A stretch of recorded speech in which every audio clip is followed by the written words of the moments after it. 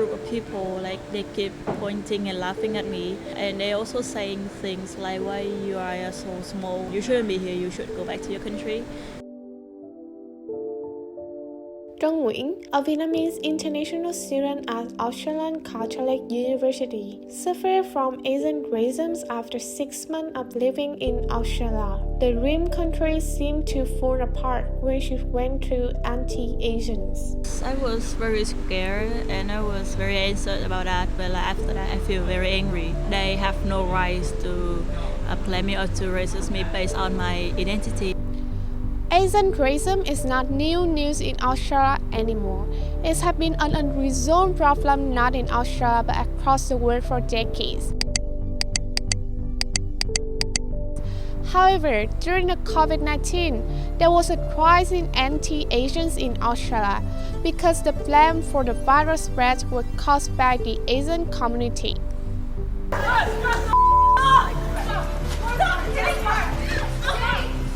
The Australian Human Rights Commission recorded the highest number of racial discriminations in February 2020. 1 in 4 people report racism linked those incidents to COVID-19. Since the pandemic started, everyone started to blame Asian countries, and that's also the main reason for Asian hate, especially international students being hated for no reason. Most of Asian international students experience incidents in public space, such as on the street, in a supermarket. Yeah, and like in the city as well, I've experienced a couple times people just calling out, just saying, you know, you just go away, this and that, why are you in this country and stuff like that. Like, yeah. Henry Leung, an international student of communications and media study at Monash University, has been living in Melbourne for 4 years. He also experienced anti-Asians while studying. I've come to this country and like just to study and everything, like live my own life in my own way. I'm not doing anything wrong, but why am I being judged, or like why am I being generalized in a certain way, which I felt not pleasing.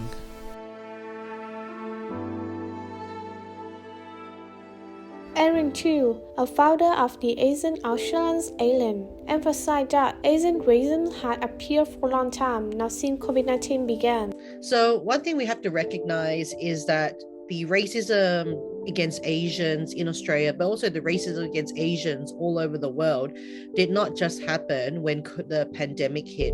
When the pandemic hit, that was a symptom of the bigger problem of racism in Australia. The issue of racism in Australia has been happening since the first Asians stepped foot in Australia. According to the Asian-Australian research, more than half of Chinese respondents, about 52%, have reported racism in Australia since March 2020. Among them, there were 12.3% of Asian international students were victims of Asian hate. More than 2 years after the COVID-19 began, the moment is still hard for Asian people who are studying and living in Australia. Racism problem in Australia, that problem will always be there, whether COVID was there or not there. The Asian-Australian report showed that Asian individuals are subject to a wide range of incidents. Most incidents were racial slur or name calling. Is that communist China? Oh, isn't that where you're from? Internet abuse, making it out as a joke, and verbal threats. International students not only suffer from homesickness, financial pressure, and academic results, now they also suffer from discriminations. This could have a negative impact on their mental health and physical health. I'm scared to be opened up at school and to walk along on the street as well. Although many international students experience Asian hate, they choose to keep silent. It's better to stay away from trouble, kind of thing. Like I can't change people, so yeah, I just thought like it's better to not react much and just get on with my day. So I choose to keep them by myself, and I just suffer it alone. When your mental health is bad, it impacts on your physical health and how you are physically as well. According to Aaron Chu, statistics of Asian racism could understate the problem because many incidents go unreported. The biggest problems is that lack of access to reporting, lack of understanding of how to report.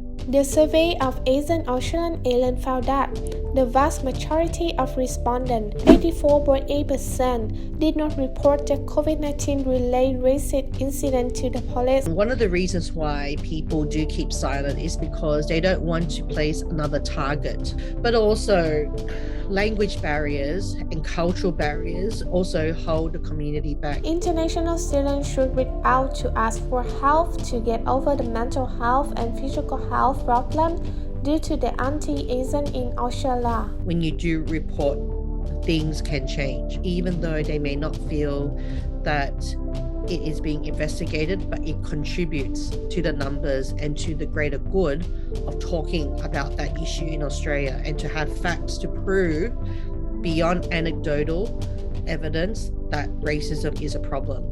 We should stand up for themselves and also raise our voice to go against the racism's idea and also the racism thought to prevent it as soon as possible.